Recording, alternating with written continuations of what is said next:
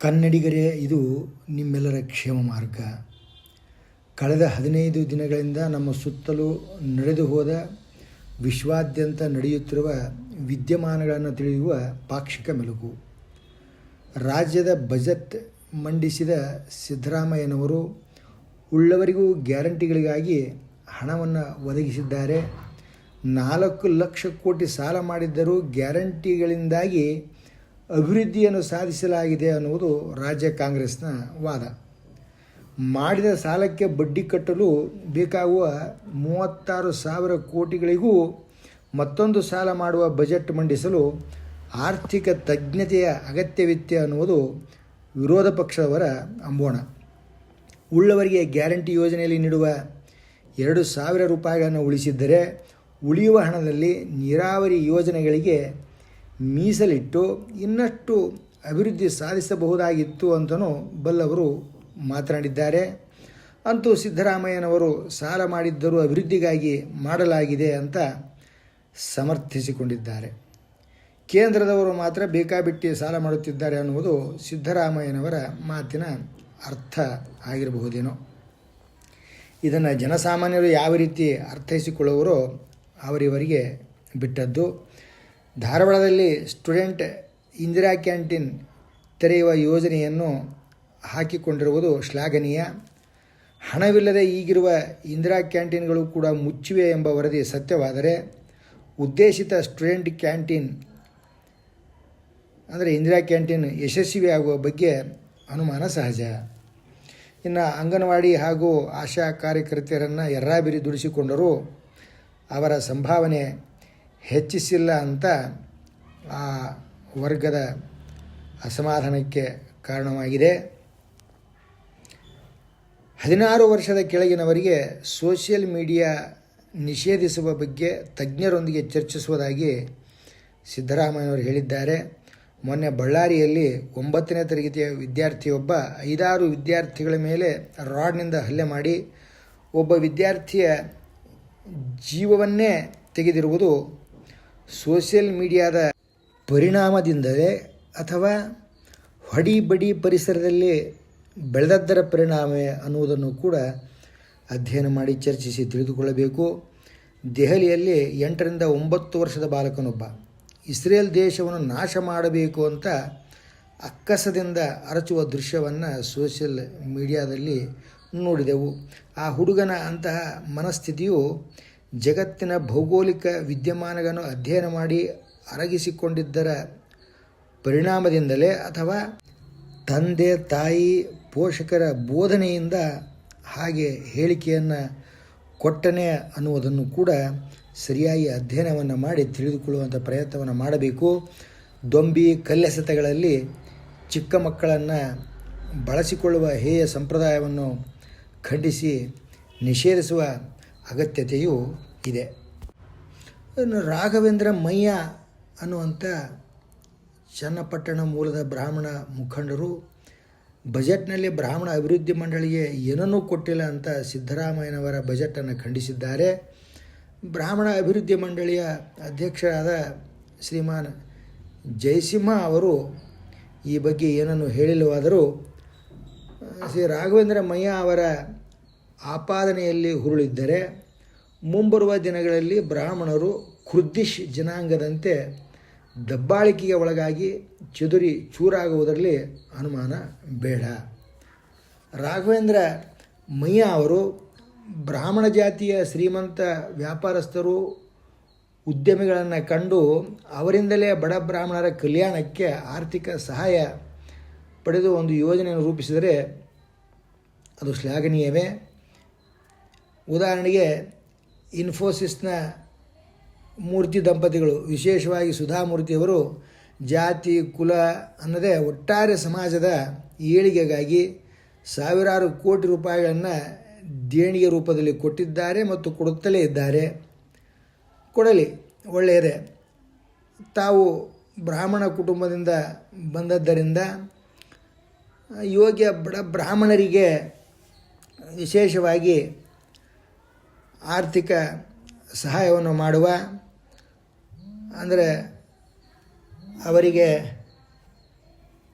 ಆರೋಗ್ಯ ವಿಮೆಯನ್ನು ಭರಿಸುವ, ಅವರಿಗೊಂದು ಸೂರು ಕಟ್ಟಿಕೊಡುವ ಯೋಜನೆಯನ್ನು ಹಾಕಿಕೊಂಡಲ್ಲಿ ಮೂರ್ತಿ ದಂಪತಿಗಳಿಂದ ಸಹಾಯವನ್ನು ಪಡೆದಂಥ ಬ್ರಾಹ್ಮಣರು ಸಹಜವಾಗಿ ಹಾರೈಸ್ತಾರೆ.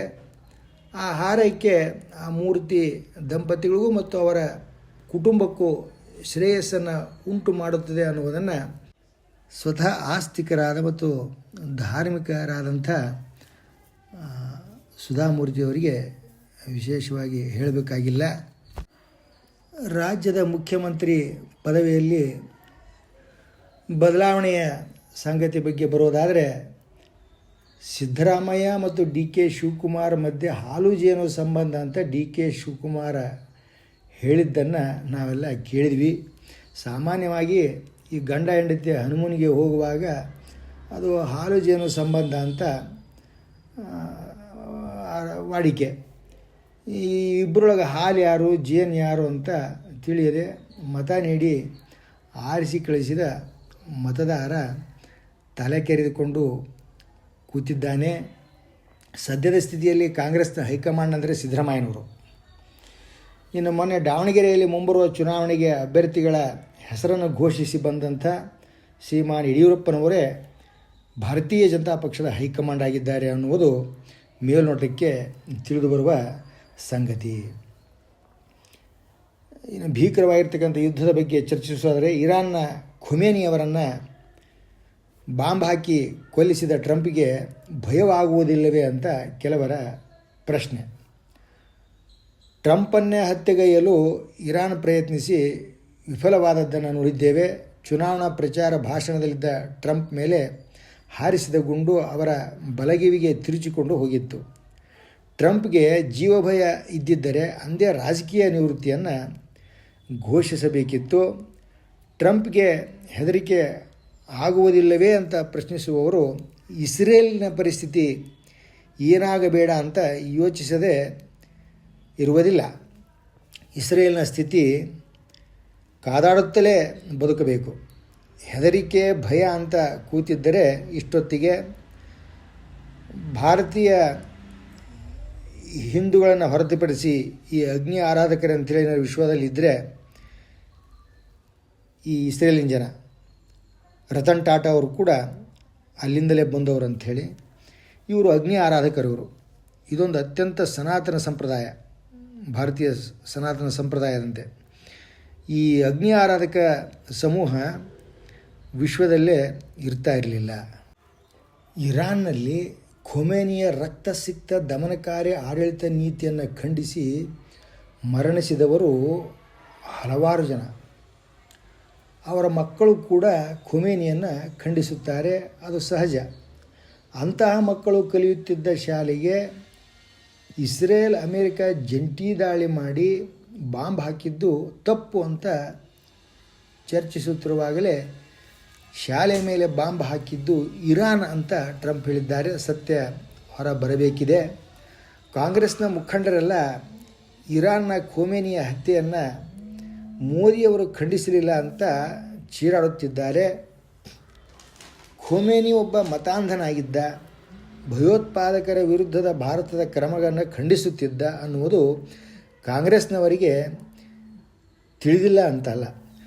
ಭಾರತದಲ್ಲಿ ಸುನ್ನಿ ಮುಸಲ್ಮಾನರೇ ಹೆಚ್ಚು. ಖೊಮೇನಿ ಶಿಯಾ ಮುಸ್ಲಿಂ ಆಗಿದ್ದ. ಅವನ ಮರಣಕ್ಕೆ ದುಃಖ ವ್ಯಕ್ತಪಡಿಸಿದರೆ ಅದು ಸುನ್ನಿ ಮುಸ್ಲಿಮರ ದ್ವೇಷಕ್ಕೆ ಕಾರಣವಾಗಿ ಅದರ ರಾಜಕೀಯ ಲಾಭ ತನಗೆ ಆಗಲಿ ಅಂತಕ್ಕಂಥ ಸಹಜ ಬಯಕೆ ಕಾಂಗ್ರೆಸ್ನವರದ್ದು. ಸೌದಿಯಿಂದ ಭಿಕ್ಷೆ ಸ್ವೀಕರಿಸಿ ಅವರಿಗೇನಾದರೂ ಆಪತ್ತು ಬಂದರೆ ಸಹಾಯಕ್ಕೆ ತಾನೂ ಬರುವುದಾಗಿ ಒಪ್ಪಂದ ಮಾಡಿಕೊಂಡ ಪಾಕಿಸ್ತಾನವೇ ಇರಾನ್ನ ಪರ ಮಾತನಾಡುತ್ತಿದೆ. ಇರಾನ್ ವಿರುದ್ಧ ನಿಂತಿರುವ ಟ್ರಂಪ್ ಪಾಕಿಸ್ತಾನವನ್ನು ಅಮೇರಿಕದ ಉತ್ತಮ ಸ್ನೇಹಿತ ಅಂತ ಹೇಳುತ್ತಿದ್ದಾರೆ. ಇದನ್ನು ಯಾಕೆ ಹೇಳಬೇಕಾತಂದರೆ, ಪ್ರಿಯಾಂಕ್ ಖರ್ಗೆಯವರು ಮೋದಿಯವರನ್ನು ನಿಂದಿಸುತ್ತಾ ಟ್ರಂಪ್ ನನ್ನ ಸ್ನೇಹಿತ, ನನ್ನ ಫ್ರೆಂಡ್ ಅಂತಿದ್ರಲ್ಲ ಮೋದಿಯವರೇ, ಈಗೆಲ್ಲಿ ನಿಮ್ಮ ಫ್ರೆಂಡ್ಶಿಪ್ ಅಂತ ತಮ್ಮ ಬುದ್ಧಿಗೆ ನಿಲುಕಿದಷ್ಟದ್ದನ್ನು ಹೊರಹಾಕಿದ್ದಾರೆ. ಈಗೊಂದು ಉದಾಹರಣೆ ತಗೊಳ್ಳೋಣ. ಸಮಾಜದಲ್ಲಿರುವ ಒಂದು ಕುಟುಂಬ ಅನ್ನುವಂಥ ಘಟಕದ ಒಳಿತನ್ನು ಬಯಸುವ ಆ ಕುಟುಂಬದ ಯಜಮಾನನು ಸಮಾಜದಲ್ಲಿರ್ತಕ್ಕಂಥ ಎಲ್ಲರನ್ನೂ ನನ್ನ ಸ್ನೇಹಿತರು ಅಂತ ಹೇಳಿಕೊಳ್ಳುವುದಿಲ್ಲವೇ? ಹಾಗೆ ಹೇಳಿಕೊಂಡ ಮಾತ್ರಕ್ಕೆ ಎಲ್ಲರೂ ಸ್ನೇಹಿತರೇ ಇರುತ್ತಾರೆಯೇ? ಯುದ್ಧಗ್ರಸ್ತ ದೇಶಗಳಲ್ಲಿ ಸಿಲುಕಿರುವ ಕನ್ನಡಿಗರ ಸುರಕ್ಷತೆಗಾಗಿ ಎಲ್ಲ ಏರ್ಪಾಡು ಮಾಡಿದ್ದೇನೆ ಅಂತ ಸಿದ್ದರಾಮಯ್ಯನವರು ವಿಡಿಯೋ ಕಾಲ್ ಮಾಡಿ ಯಾರೊಂದಿಗೋ ಮಾತನಾಡುತ್ತಿದ್ದದ್ದನ್ನು ಮಾಧ್ಯಮದವರು ನಮಗೆ ತೋರಿಸಿದರು, ನಾವೆಲ್ಲ ನೋಡಿದ್ದೀವಿ. ಪ್ರಿಯಾಂಕ್ ಖರ್ಗೆ ಅವರು ರಾಜ್ಯ ಸರ್ಕಾರ ಈ ದಿಶೆಯಲ್ಲಿ ಇಲ್ಲಿಯವರೆಗೂ ಏನೆಲ್ಲ ಮಾಡಿದೆ ಅಂತ ವಿವರ ಓದಿದ್ದರೆ ರಾಜಕೀಯ ಲಾಭ ಇನ್ನೂ ಹೆಚ್ಚಾಗಿ ಕಾಂಗ್ರೆಸ್ನ ಪಾಲಾಗಬಹುದು. ಜಗತ್ತಿನ ಸುಮಾರು 55 ಮುಸ್ಲಿಂ ದೇಶಗಳ ಪೈಕಿ ಖೊಮೇನಿಯ ಹತ್ಯೆಯನ್ನು ಖಂಡಿಸಿದವರು ಕೇವಲ 11 ದೇಶದವರು. ಸನ್ಮಾನ್ಯ ಸಿದ್ದರಾಮಯ್ಯನವರು ಕೂಡ ಖೊಮೇನಿಯ ಹತ್ಯೆಯನ್ನು ಖಂಡಿಸಿದ್ದಾರೆ. ಆದರೆ ಅವರೊಂದು ದೇಶದ ಪ್ರತಿನಿಧಿಯಾಗಿ ಆ ರೀತಿ ಖಂಡಿಸಿಲ್ಲ. ನಮ್ಮ ದೇಶದಲ್ಲಿ ಏನೇನೋ ವಿಚಿತ್ರಗಳು ನಡೆಯುತ್ತಿವೆ. ಟ್ರಂಪ್ ಅವರನ್ನು ನಟ ಕಮಲ್ ಹಾಸನ್ ಅವರು ಎಚ್ಚರಿಕೆ ನೀಡುವುದರ ಮೂಲಕ ಬೆದರಿಸುವ ಪ್ರಯತ್ನ ಮಾಡುತ್ತಾರೆ. ಈ ಹಿಂದೆ ಮಮತಾ ಬ್ಯಾನರ್ಜಿಯವರು ಮೋದಿ ಸರ್ಕಾರದ ವಿರುದ್ಧ ನೇರವಾಗಿ ವಿಶ್ವಸಂಸ್ಥೆಗೆ ದೂರು ನೀಡಿದ್ದರು. ಇದೇ ಮಮತಾ ಬ್ಯಾನರ್ಜಿಯವರು ಇತ್ತೀಚೆಗೆ ಸುಪ್ರೀಂ ಕೋರ್ಟ್ನಲ್ಲಿ ತಮ್ಮ ಪ್ರಕರಣದಲ್ಲಿ ತಾವೇ ವಕೀಲರಾಗಿ ವಾದ ಮಾಡಿದ್ದನ್ನು ಕೂಡ ನಾವು ನೋಡಿದ್ದೇವೆ. ಎಲ್ಲರೂ ಕಾನೂನು ಬಲ್ಲ ಪಂಡಿತರೆ. ಭಾರತದ ಶತ್ರು ರಾಷ್ಟ್ರ ಚೀನಾದೊಂದಿಗೆ ಹೆಚ್ಚು ಸಖ್ಯತೆ ಬೆಳೆಸಿ ಚೀನಾ ದೇಶಕ್ಕೆ ಆಯಿಲನ್ನು ಸರಬರಾಜು ಮಾಡಿದ್ದನ್ನೂ ಅಲ್ಲದೆ ಚೀನಾದ ಮೇಲೆ ಅತಿಯಾದ ವಿಶ್ವಾಸವನ್ನು ಹೊಂದಿ ಚೀನಾ ದೇಶದಿಂದ ತನ್ನ ಸುರಕ್ಷತೆಗೆ ಅಂತೇಳಿ ಏರ್ ಡಿಫೆನ್ಸ್ ಸಿಸ್ಟಮ್ ಖರೀದಿಸಿ ಖೊಮೇನಿ ಕೆಟ್ಟ. ಅಂತಾರಾಷ್ಟ್ರೀಯ ಸಂಬಂಧಗಳು ಯಾವಾಗ ಯಾರ ಕಡೆಗೆ ವಾಲುತ್ತವೆ ಅಂತ ಹೇಳುವುದು, ಅದರಿಂದ ಅಪಾಯಕ್ಕೆ ಸಿಲುಕದಂತೆ ತಾನು ನೇತೃತ್ವ ವಹಿಸಿದ ದೇಶವನ್ನು ರಕ್ಷಿಸುವುದು ಅಷ್ಟು ಸುಲಭದ ಮಾತಲ್ಲ. ಬುರ್ಖಾ ವಿರೋಧಿಸುವ ಇರಾನ್ ಮಹಿಳೆಯರನ್ನು ಬರ್ಬರವಾಗಿ ಕೊಲ್ಲುತ್ತಿದ್ದ ಖೊಮೇನಿಯ ಹತ್ಯೆಯನ್ನು ವಿಶ್ವಾದ್ಯಂತ ಇರುವ ಇರಾನ್ ಮಹಿಳೆಯರೇ ಕೊಂಡಾಡುತ್ತಿದ್ದಾರೆ. Thanks to America, thanks to Israel ಅಂತ ಕುಣಿದು ಕುಪ್ಪಳಿಸುತ್ತಿದ್ದಾರೆ. ಇರಾನ್ನಲ್ಲಿ ಪ್ರಗತಿಪರರ ಪರವಾಗಿ ಅಮೇರಿಕ ಇಸ್ರೇಲ್ ಬಂದರೂ ಕೂಡ ಅಲ್ಲಿನ ಝಂಝಡ್ ಜನಾಂಗ ದಂಗೆ ಇರಲಿಲ್ಲ.